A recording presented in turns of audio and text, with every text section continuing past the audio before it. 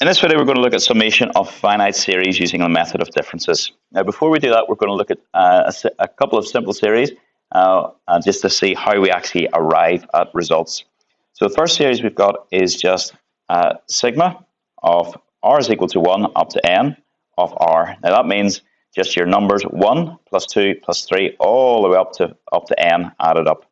Now, this is frontwards, and we can write this again backwards. So you have sigma of r is equal to 1 up to n of r, and it's written backwards, so in descending order, I suppose you could say. You've got n plus n minus 1, that's your first term, your last term, your second last term, your third last term, all the way back to your first term. Now, can you just add into your notes here? I would just say adding the two series gives. So when you add those two series, what you're going to get is 2 times r sigma of r is equal to 1 up to n of r. And if you look at your first term in each of the new series, so you've got 1 plus n gives you n plus 1, 2 plus n minus 1 gives you n plus 1, 3 plus n minus 2 gives you n minus 1, and then we'll just jump to the very last one. You have n plus 1 gives you n minus 1. So remember how many terms we had in this series? We had n. So when you add them, if you tidy that up, it's really just 2 upon your sigma from r is equal to 1 to n of r is equal to n upon n plus 1. And then we can see, then that would give you, bring the 2 across, so this 2 comes across, it becomes dividing by 2, which is the same as multiplying by half, so it gives you 1/2 upon n plus 1. Okay, so that's one way we can sum that series, and that will be a very useful series to you. During the course of this, we will see sigma of r as a series, sigma of r squared, and sigma of r cubed. And there's 3 results. 2 of them are given to you in your formula booklet for a GCSE, A-level further maths through CCEA, but one of them is not, and we'll show you a quick way of remembering it as well. But it is worth your while learning all 3, even if 2 of them are given in your formula booklet, as they're useful. Okay, so sometimes you will get the opportunity just to use that result, but we're going to look at another way we could have found the summation of that series, and it's using the method of differences. So we're going to do this by considering the identity. So if you consider this identity here, it says consider the identity. 2r is identically equal to r upon r plus 1 minus r minus 1 of r. And what we're going to do is take successive values of 1, 2, 3, all the way up to n for r to see what we get. And we're going to see what happens. We're going to play around with this and see what happens.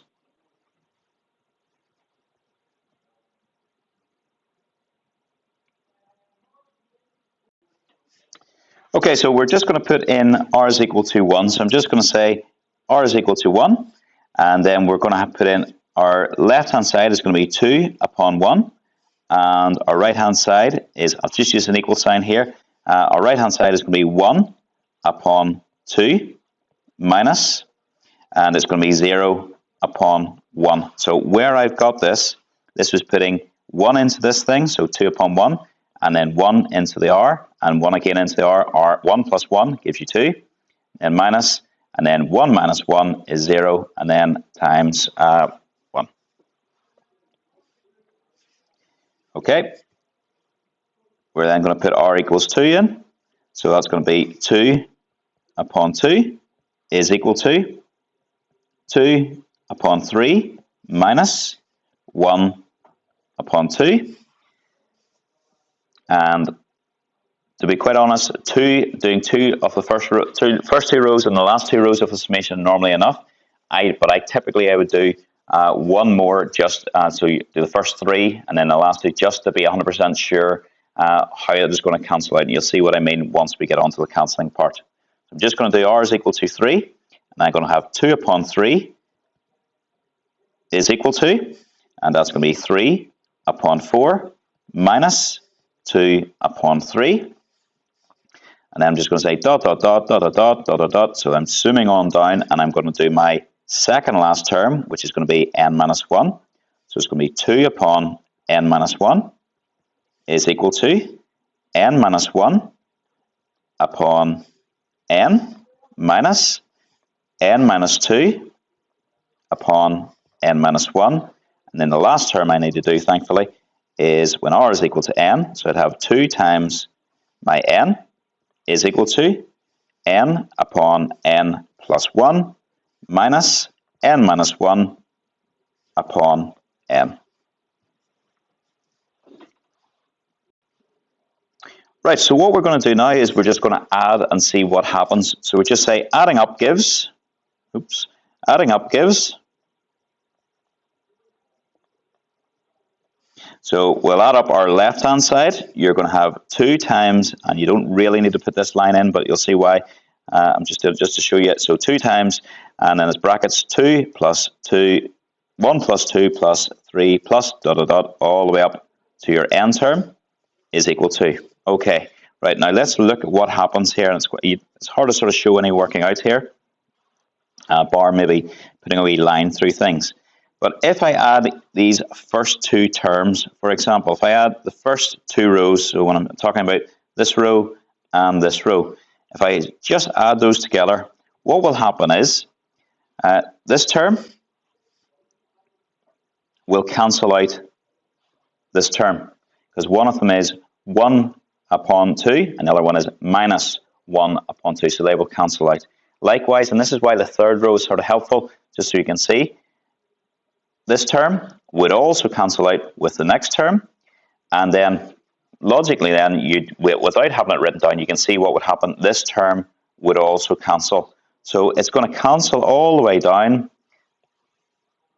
those diagonals, okay? And that applies for the last 2 as well. They're going to cancel out as well. And also this one would cancel out with whatever was above it. So I'm just going to put a wee green line through this one again.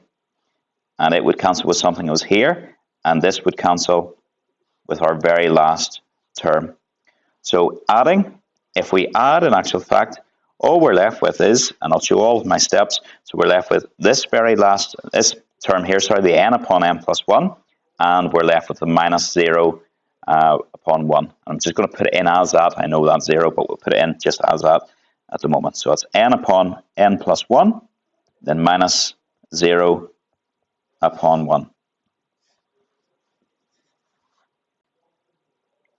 So when we add that up, just go back to my blue, and when we add that up, what we're going to get is just say, therefore, and this left-hand side is just 2 times the summation from r is equal to 1 up to n of r is equal to then just n upon n plus 1. Therefore, what we are actually looking for, the summation from r is equal to 1 up to n of r is equal to a half upon n plus 1. And we know from above, doing it our frontwards and backwards method, that's what we got the first time round as well. So there we have it, how we can do summation of series using the method of differences. Okay, this next bit of the video is just going to show you a general sort of way of doing this. And I'm not overly fond of this, and I'll tell you why. It is because sometimes you need to use your first 3 lines. Sometimes it skips a term, what is cancelling. It skips a line, what's cancelling out. So this is a sort of general idea of it, but I'm not overly fond of this because sometimes this does not apply. So I would still advise you to do the first 3 lines out, like I've done here, and then in your actual thing, see what cancels, because sometimes it's not just the first line cancelling with the second line. Sometimes something in the first line cancels with the third. So you just have to play around with it and see. But we'll just have a quick look at this. It says, generally, if it is possible to find a function such that the nth term, ur, of a series can be expressed as ur is equal to f of r plus 1 minus f of r, then it is easy to find the summation from r is equal to 1 up to n of ur. Right, now very importantly, you will not be asked to find these things. Okay, it's actually very difficult to find these things. As you'll see in the next example, the identities are not something you will just stumble across. There'll be a lot of work to do that. So they will give you the identity and the identity of the differences, and then you will be able to use that and apply that. But if you just look at this one, if you just look at this one here and see what's going on, they have got here, they've written it out. The first term is u1 would be equal to f of, so this is going back, it's going back to this thing up here. Your ur is equal to f of r plus 1 minus f of r. So u1 is equal to f of 2 minus f of 1. u2 is equal to f of 3 minus f of 2. u3 is equal to f of 4 minus f of 3 in this particular case. So your un then is equal to f of n plus 1 minus f of n. So if you were to add those up, and don't put this in your notes please, add these up, you'd see that would cancel, that would cancel, that would cancel with something, and that would cancel with something. So what you're left with is just this minus f of 1, and look what you've got, minus f of 1, and you're also left with f of n plus 1. And when you sum them up, you've got, it is equal to f of n minus f of n plus 1, sorry, minus f of 1. This example says, find the summation of r is equal to 1 to n of r squared, and you want to consider the identity, which is 24r squared plus 2 is identically equal to 2r plus 1 cubed minus 2r minus 1 cubed. So it's a summation of a difference, and again, there's no mission I ever would have discovered that identity. So that is a summation of differences defined are r sigma r squared. So we're just going to go with this one. Okay, so we just zoomed in a wee bit, and we're going to rattle through this. So first one, I'm just going to say r is equal to 1.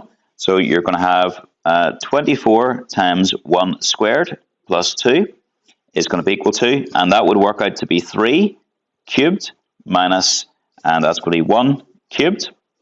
R is equal to 2. You're then going to have 24 times 2 squared plus 2, and that's going to be equal to 5 cubed minus 3 cubed. So you can already see, that term is going to, this term here is going to cancel with this one. We'll just do one line. I think it's good practice to do one more line, your first 3, and then see if you need to do the last 3. Quite often you don't. Quite often it's just the last 2. So 24 times 3 squared plus 2 is equal to, and it's going to be 7 cubed minus 5 cubed. And so I'm happy at how it's cancelling the alternate terms. Dot, dot, dot, dot, dot, dot, dot, dot, dot. And we'll jump in and we'll do r is equal to n minus 1. And you're going to have 24 times n minus 1 squared plus 2 is equal to, and that's going to be 2n minus 1 cubed minus 2n minus 3 cubed. And your last one, r is equal to n. You're going to have 24 times n squared plus 2 is equal to, and that's going to be 2n plus 1 cubed minus 2n minus 1 cubed. Okay, so if we add up these terms, we're just going to, what we're going to get, just say adding. So if you add them up, what you're going to get is 24 lots of 1 squared plus 2 squared plus dot dot dot plus n squared.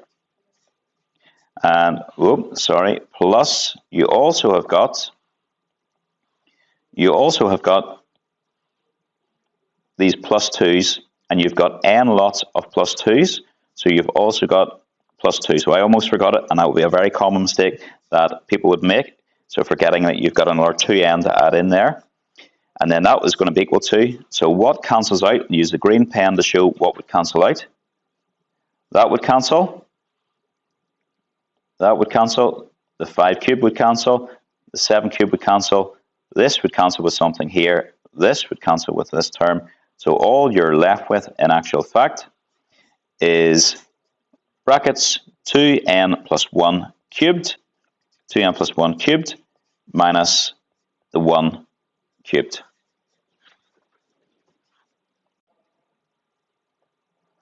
Okay, so if we add those, we will just say, therefore, we have got 24 times sigma of r squared, and that's from r is equal to 1 to n, and then I'll leave a gap then, plus my 2n is equal to, so this 2n is not included in the sigma, so I've left a significant gap here.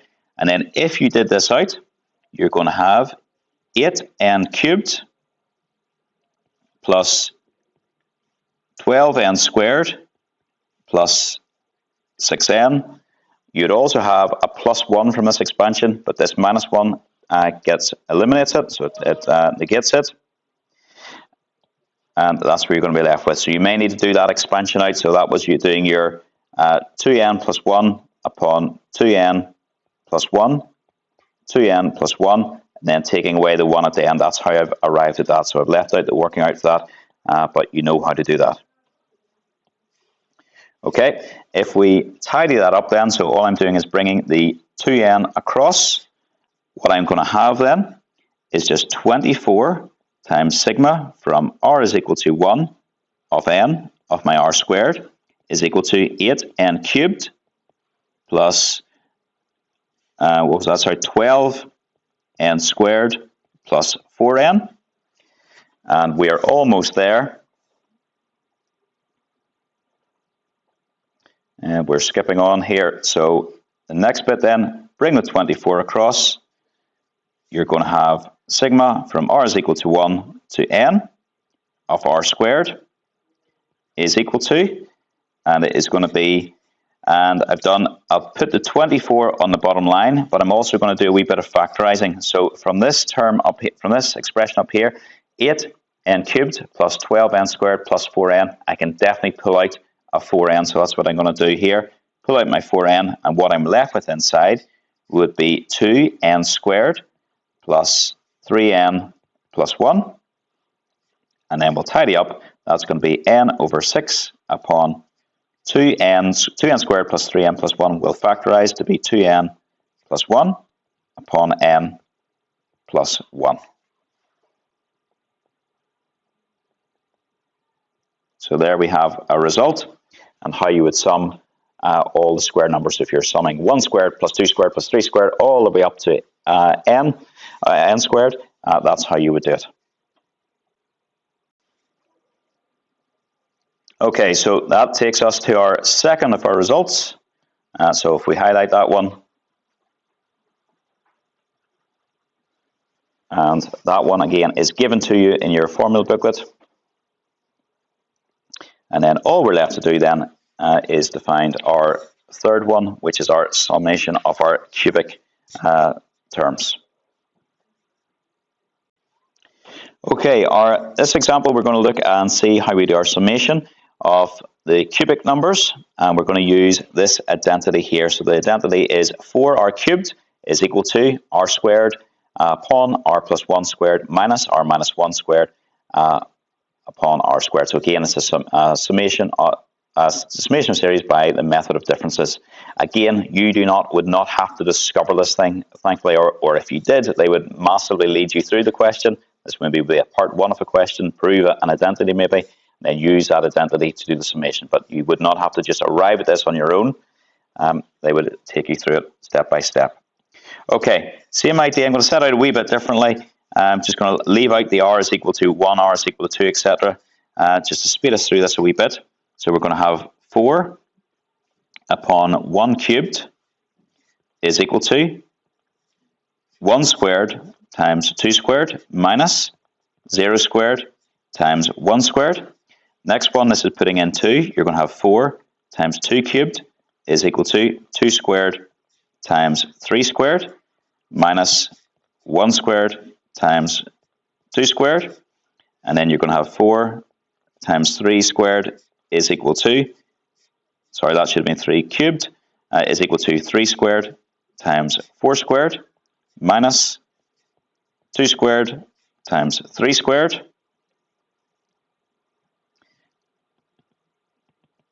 And then we're going down. I'll leave my identity on so we can see it. So we've got then the next one. We'll do again the last two, just 4 times n minus 1 cubed is equal to, and we put n minus 1 into the identity up at the top on the right hand side, you're going to have n minus 1 squared times n squared minus n minus 2 squared times n minus 1 squared, and then you're going to have 4 times r cubed is equal to n squared n plus 1 squared minus n minus 1 squared n squared. Okay, all we're doing now is we're just adding up those terms. I'll leave them, hopefully we can see them. So we'll just say adding. And let's have a look at what cancels out. Well, let's sort of left-hand side. First of all, you've got 4 times 1 cubed plus 2 cubed plus dot dot dot plus your n cubed is equal to. And let's see, what can we cancel out here? That term can go, that term can go, that term can go. This would go with something in here. This would go with something here, and this would go. So all of our examples so far have cancelled in the same fashion, I think, but that is not always going to be the case. But in this one, it has worked as previous ones had. So you've got you're left with n squared upon n plus 1 squared minus 0 squared upon 1 squared. I know that is 0, but I'm just putting it in just for completeness. And then that is 4 times your sigma of r cubed, and that was from r is equal to 1 to n, is equal to then just n squared upon n plus 1 squared. And your last line is therefore, you've sigma of r cubed from r is equal to 1 to n is equal to 1/4 times n squared times n plus 1 squared. Okay, so again, on the next page, you've just got your wee result. I would highlight that result, and we'll see how we can use this result to get to the other one. Okay, so remember, the first result we arrived at was sigma of r is equal to 1 to n of just r was a half n plus 1. So you can see to get from here to here, what you're really doing is squaring. Okay, that's really what you're doing here, squaring everything. A half squared gives you a quarter, n squared gives you n squared, n plus 1 squared gives you n plus 1 squared. So it's a bit weird, but it works. So if you're like me and find it hard to remember multiple things, you can learn one of those and then learn how to get to the other one. Okay, so there you can see that's how they have done that. Okay, on to our last written example for this video. It says here, find sigma of r is equal to 1 to n of r upon r plus 1. And consider the identity 3r upon r plus 1 is identically equal to r upon r plus 1 upon r plus 2 minus r minus 1 upon r plus 1. So again, it's a summation by the method of differences. Okay, so we'll leave that on the screen so we can see that, and we're just going to say we're going to put in r is equal to 1, r is equal to 2, r is equal to 3, and then r is equal to n minus 1, r is equal to n. So first of all, we've got 3 times 1 times 2, so that's when you put in r is equal to 1, and that would be equal to 1 times 2 times 3 minus 0 times 1 times 2, and you put in 2, you're going to have 3 times 2 times 3 is equal to 2 times 3 times 4 minus 1 times 2 times 3. And just for luck, we'll put in the third one. You're going to have 3 times 4 is equal to 3 times 4 times 5 minus 2 times 3 times 4 dot dot dot dot dot dot dot dot dot. Okay, so just the last two terms to do. So this is our n minus 1 term and our n term. So 3 upon n minus 1 times n is going to be equal to n minus 1 times n plus 1 minus n minus 2 times n minus 1 times n. And your last term, this is your n term, so 3n times n plus 1 is equal to n times n plus 1 times n plus 2 minus n minus 1 times n plus 1. And all we have to do is sum these up. So adding, and let's have a look and see what cancels. You can clearly see again, same format. That'll cancel with something here. That'll cancel with that. Oh, I forgot that one will cancel with something up here. So when you add up, what you're going to be left with is 3 times, and that's going to be 1 times 2 plus 2 times 3 plus, I'll omit a few terms just to jump to the last one, n times n plus 1 is equal to, and you're just left with n upon n plus 1 upon n plus 2. Okay, so really you've got 3 times sigma of r from r is equal to 1 up to n. 3 times sigma of r equals 1 up to n of r upon r plus 1 is equal to n upon n plus 1, n plus 2. And then your very last line, just divide across. So you've got sigma, r is equal to 1 up to n of r upon r and r upon r plus 1. And then that is equal to 1/3 n, n plus 1, n plus 2. Okay, a couple of results just for the sigma notation, and then that's us done for this video. First of all, if you have got sigma of a, where a is a constant, times some function of f, function of r, then you can pull your constant outside the sigma. I always think sigma notation is much like the integral notation. So if you had a times f of x dx, to make that a wee bit easier, you could just pull the a outside and just integrate the f of x dx. That would work as well. So the same sort of idea. Okay, next one. If you have, so there's just a wee proof of that as well for you to read through in your own time. Also, and you can see a wee proof for it, if you have sigma of f of r plus g of r, that's the same as sigma of f of r plus sigma of g of r, much like your integration again. So if you had sigma of x squared plus 2x dx, you could, if for whatever reason you wanted to, you could write that as sigma of x squared, integral of x squared plus the integral of 2x dx. So same sort of idea, and then you've got a wee proof for that as well. Okay, that is the end of that video. We have another video to do on summation of series, but that's us for today.